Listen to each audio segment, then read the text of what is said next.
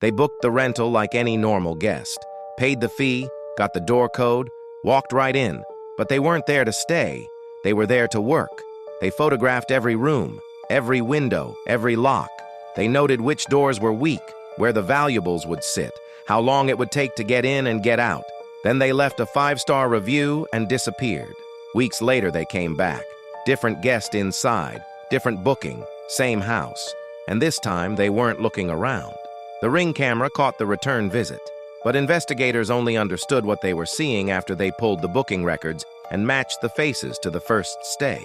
2 separate events, days apart. Neither one tells the whole story alone. The platform was built on trust. The crew used that trust as a scouting pass, and the camera caught them both times. They just didn't know it yet. Follow footage and felonies, because the camera sees everything.